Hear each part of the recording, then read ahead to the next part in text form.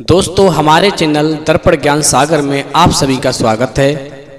यदि आप हमारे चैनल पर नए हैं तो आप चैनल को सब्सक्राइब करें, लाइक करें, शेयर करें और घंटी अवश्य दबाएं। तो सभी भाइयों को जय श्री राधे, जय श्री कृष्णा।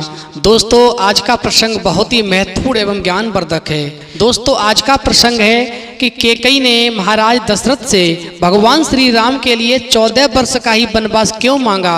उन्होंने 18 वर्ष का, 15 वर्ष का, 13 वर्ष का, 20 वर्ष का या सारे जीवन का वनवास क्यों नहीं मांगा। वो चाहती उतना वनवास मांग सकती थी, लेकिन उन्होंने केवल 14 ही वर्ष का वनवास क्यों मांगा, इसके पीछे क्या राज है। तो वीडियो शुरू करने से पहले मेरा आपसे एक निवेदन है, यदि आप हमारे चैनल पर नए हैं तो प्लीज़ हमारे चैनल को सब्सक्राइब करें, क्योंकि आपका एक सब्सक्राइब हमारे लिए बहुत ही महत्व रखता है। तो आ जाइए दोस्तों, गौर करेंगे प्रसंग की तरफ।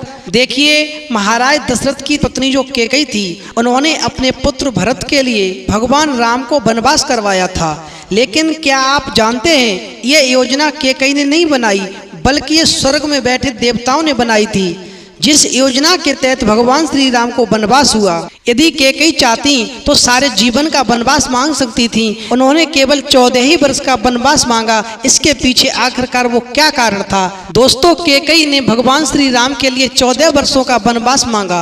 इसका पहला कारण प्रशासनिक कारण बताया जाता है। देखिए, रामायण की जो कहानी है वो त्रेता युग के समय की है, जब प्रशासनिक तौर पर एक नियम हुआ करता था कि अगर कोई राजा 14 वर्षों के लिए अपना सिंहासन छोड़ देगा तो फिर उसे पुनः राजा बनने का अधिकार नहीं होगा।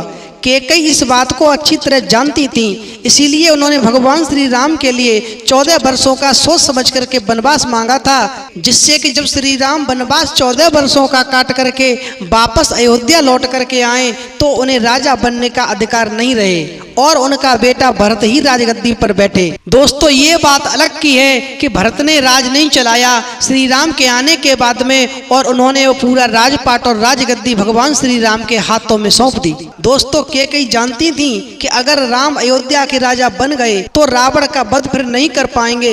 इसके लिए इनका वन में जाना बहुत जरूरी है, वन में तपना बहुत जरूरी है। कैकेयी चाहती थी कि राम केवल अयोध्या के ही सम्राट न रहें, वह पूरे विश्व के समस्त प्राणियों के हृदय के सम्राट बन जाएं। इसलिए उन्होंने 14 वर्षों का वनवास मांगा।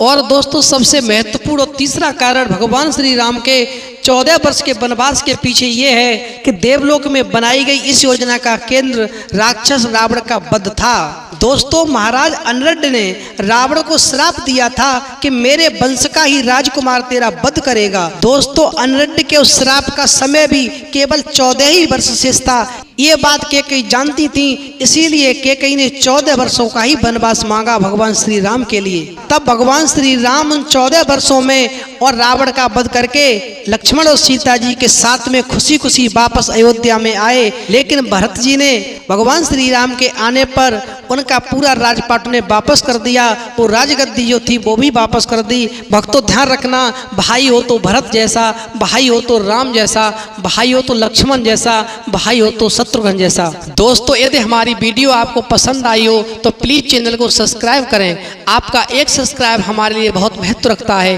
दोस्तों फिर मिलेंगे एक नई वीडियो के साथ नए प्रसंग में, तब तक के लिए जय श्री राधे, जय श्री कृष्णा।